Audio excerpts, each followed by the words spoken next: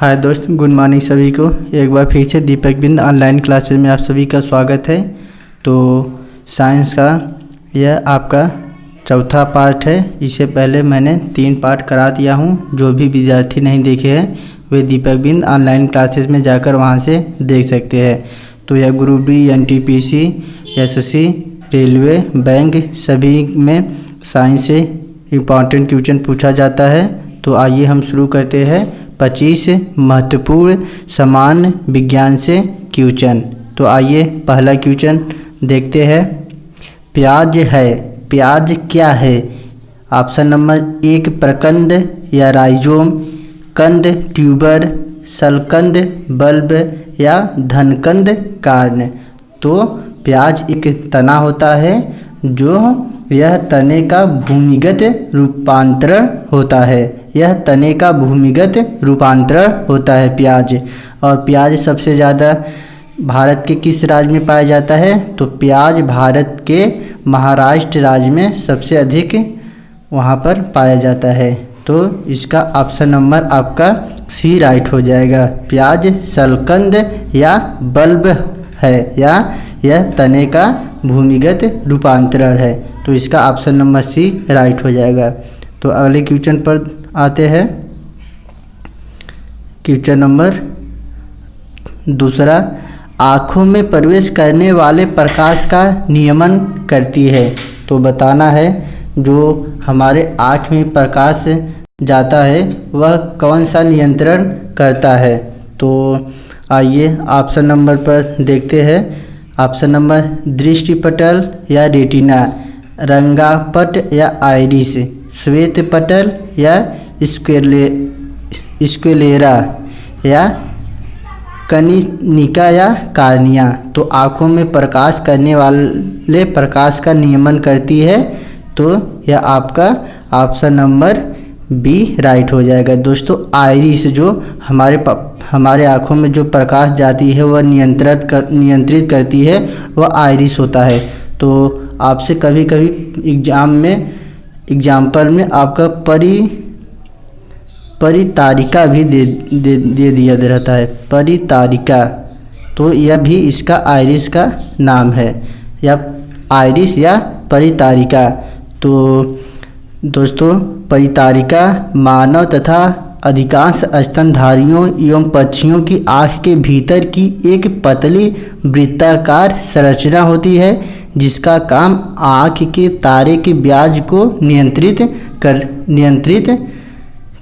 करना होता है। और दोस्तों इस प्रकार आइरिस रेटिना पर पहुँचने वाले प्रकाश की मात्रा को नियंत्रित करती है। और दोस्तों जो एग्ज़ाम में यह अक्सर भी पूछा जाता है, मानव शरीर में आँख का कौन सा भाग दान किया जाता है या कौन सा भाग दान किया जाता है? आँख का कौन सा भाग जो दान किया जाता है? कभी कभी पूछ देगा रेटिना, आइरिस, स्क्लेरा या कार्निया। तो cornea option number D right हो जाएगा। अगर पूछ देगा कि आँख का कौन सा भाग दान किया जाता है तो कार्निया किया जाता है। यहाँ पर पूछ रहा है आँख में प्रवेश करने वाले प्रकाश का नियमन कौन करता है? तो यहाँ पर ऑप्शन नंबर बी राइट हो जाएगा, आइरिस। तो अगले क्वेश्चन पर आते हैं। सॉरी दोस्तों, अगला क्वेश्चन नंबर 3।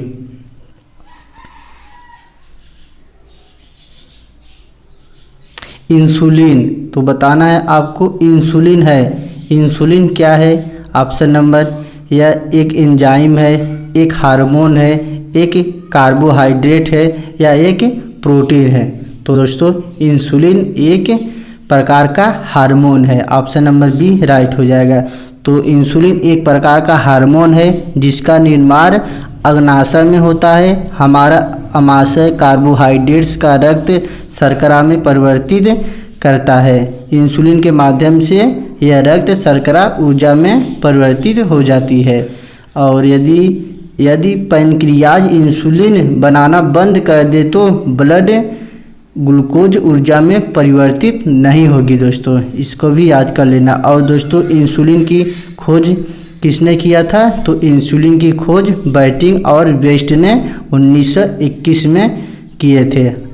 तो कभी कभी एग्जाम में इंसुलिन की खोज भी पूछ सकता है, तो बैटिंग और बेस्ट ने किए थे। यहाँ पर पूरा इंसुलिन है, इंसुलिन एक हार्मोन है। तो अगला एग्जाम्पल पर देखते हैं। अगला क्वेश्चन नंबर 4। विटामिन B2 है, तो बताना है विटामिन B2 क्या है। थायमिन, राइबोफ्लेविन, अल्फा टोकोफेरॉल या पायरिडॉक्सिन। तो विटामिन 2 यह राइबोफ्लेविन है, इनका रासायनिक नाम होता है। विटामिन B2 का रासायनिक नाम राइबोफ्लेविन होता है। और दोस्तों विटामिन B2 से कौन सा रोग होता है। त्वचा का फटना, आँखों का लाल होना एवं जीवा का फटना। अगर एग्जाम में पूछ देगा विटामिन B क्या है, तो विटामिन B यह थायमिन है, विटामिन B1 थायमिन है। और विटामिन B से कौन सा रोग होता है। विटामिन B से बेरी होता है। विटामिन B2 से कौन सा रोग होता है। त्वचा का फटना, आँखों का लाल होना, जीवा का फटना। और टोकोफेरॉल आपका विटामिन E का नाम है। विटामिन E का नाम क्या है। टोकोफेरॉल। और इससे कौन सा रोग होता है। वही दोस्तों जनन शक्ति का कम होना।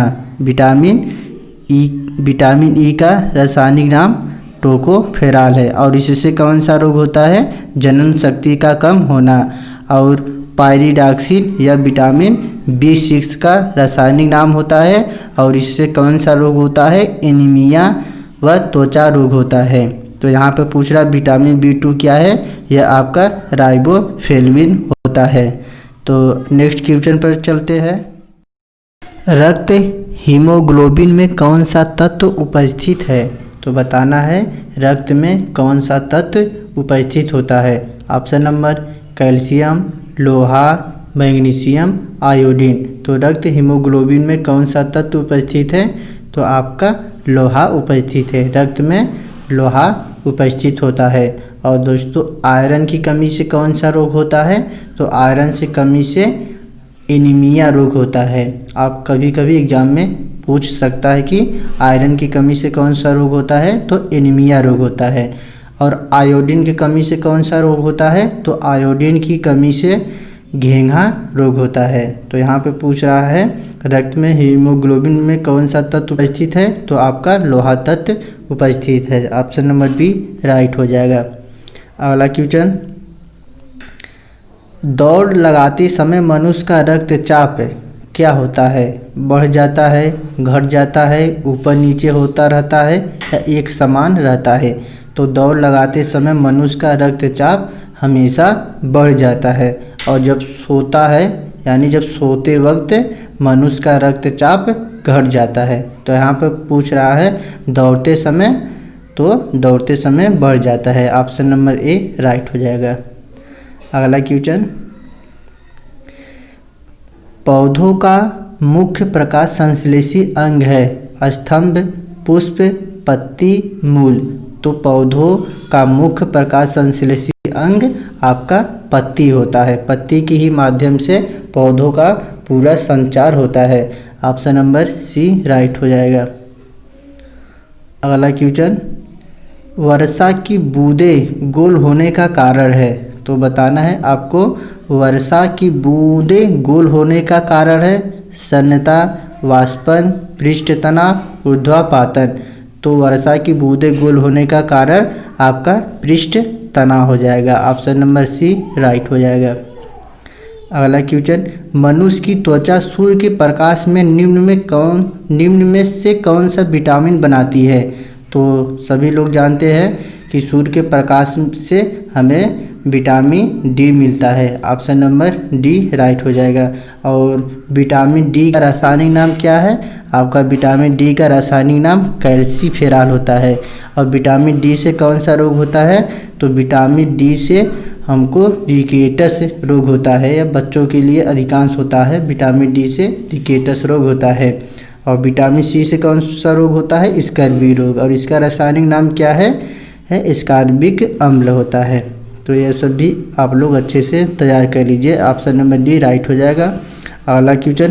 प्रतिरक्षी होता है, प्रतिरक्षी होती है कार्बोहाइड्रेट, प्रोटीन, लिपिड या एंजाइम। तो प्रतिरक्षी यानी हमारे शरीर में कौन से ज़्यादा रोगों से सुरक्षित या लड़ता है, तो हमको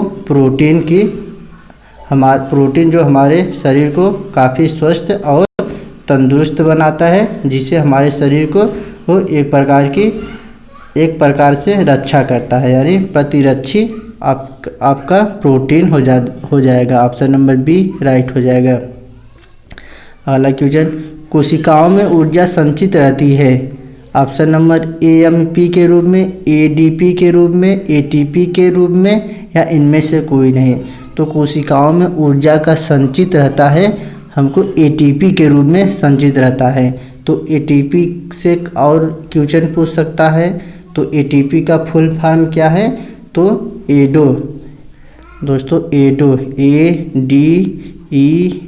ADENOSINE एडोसाइन और ट्राइफॉस्फेट TRI और PHOSPHATE।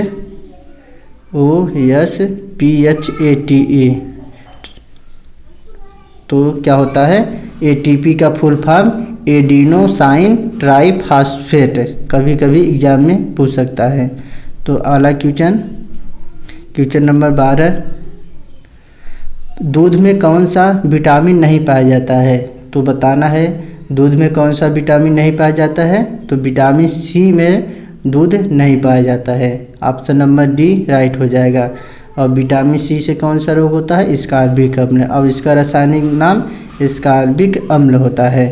और विटामिन सी का मुख्य स्रोत क्या है, आपका आंवला और संतरा, ये सब विटामिन सी का मुख्य स्रोत है। और विटामिन ए का रासायनिक नाम रेटिनॉल, विटामिन बी का थायमिन, और विटामिन के का रासायनिक नाम क्या है, फिलोक्विनोन, कभी कभी एग्जाम में पूछ सकता है। तो अगला क्वेश्चन पर आते हैं।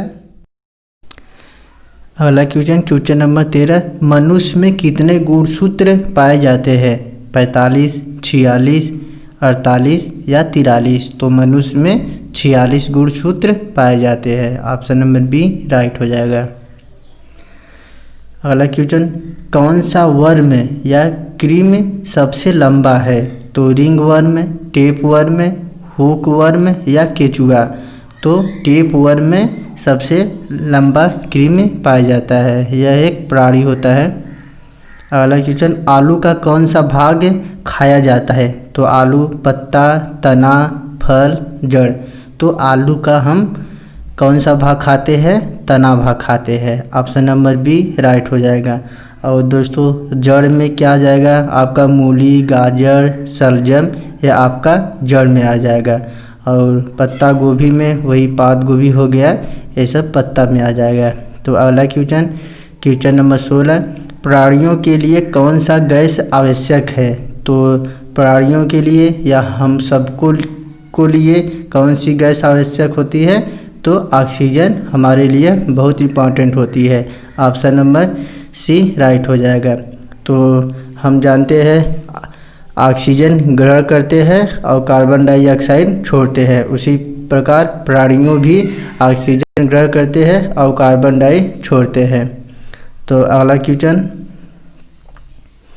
विटामिन डी का सबसे अधिक कहाँ से मिलता है। तो अभी हम बताएं कि विटामिन डी आपको कहाँ से सबसे अधिक मिलता है।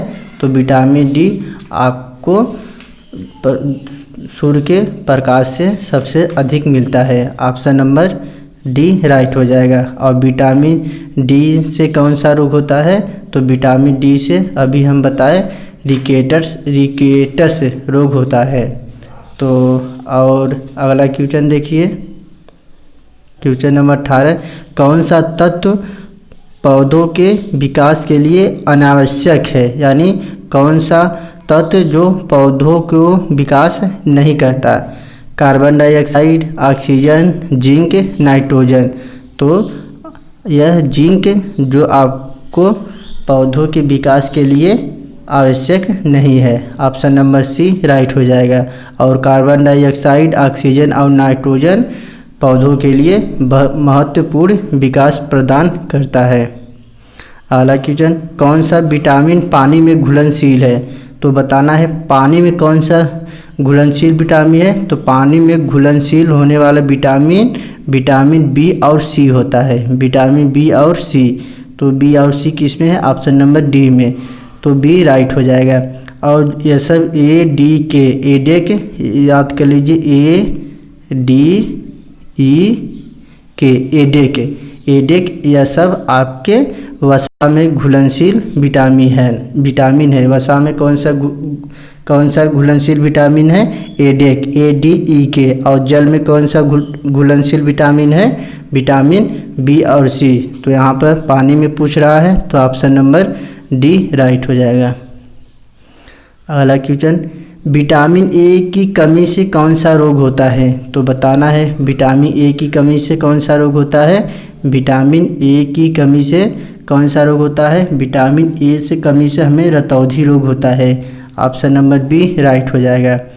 और विटामिन डी से रिकेटस रोग होता है। और विटामिन ए का रासायनिक नाम क्या होता है? रेटिनाल। तो आप लोग भी अच्छे से याद कर लीजिएगा। अगला क्वेश्चन, जहरीले पदार्थों को कहा जाता है, कौन सा पदार्थ सबसे जहरीला होता है? तो टॉक्सिन। जो टॉक्सिन दोस्तों बहुत खतरनाक है, यह बहुत जहरीला पदार्थ होता है जिसे खाने के बाद तुरंत आदमी की मृत्यु हो जाती है, ऑप्शन नंबर ए राइट हो जाएगा। अगला, एड्स की बीमारी फैलती है, तो बैक्टीरियों के द्वारा, वायरस के द्वारा, खून चढ़ाते समय या वेक्टर के द्वारा। तो एड्स की बीमारी हमें वायरस के द्वारा फैलती है, यानी विषाणु के द्वारा फैलती है। और एड्स दिवस कब मनाया जाता है? एड्स दिवस 1 दिसंबर को मनाया जाता है। और एड्स का फुल फॉर्म क्या होता है? Acquired immuno deficiency syndrome. Exam में ये भी पूछा जाता है। अगला क्वेश्चन, रेडिएशन प्रदूषण से कौन सा रोग होता है? तो बताना है रेडिएशन, चमड़ी का कैंसर, हाइपरटेंशन, मधुमेह या टीबी। तो रेडिएशन प्रदूषण से कौन सा रोग होता है? तो चमड़ी का कैंसर होता है। तो यह रेडिएशन दोस्तों बहुत खतरनाक प्रदूषण होता है, जिससे हमारी चमड़ी काफ़ी सुलझा देती है और इससे चमड़ी का कैंसर की बीमारी बहुत अधिक मात्रा में होती है। तो रेडिएशन से कौन सी बीमारी होती है? ऑप्शन नंबर ए राइट हो जाएगा। अगला क्वेश्चन, विटामिन सी का सर्वोत्तम स्रोत क्या है? तो विटामिन सी का सर्वोत्तम स्रोत आपका आंवला हो जाएगा, ऑप्शन नंबर बी राइट हो जाएगा। और विटामिन सी का रासायनिक नाम एस्कॉर्बिक अम्ल। और विटामिन सी से कौन सा रोग होता है? एस्कॉर्बिक रोग होता है। और दोस्तों देखिए, विटामिन सी दूध कौन सा विटामिन में नहीं पाया जाता है? तो विटामिन सी में दूध नहीं पाया जाता है, कभी कभी एग्जाम में पूछ सकता है, अभी जस्ट मैंने तुरंत बताया।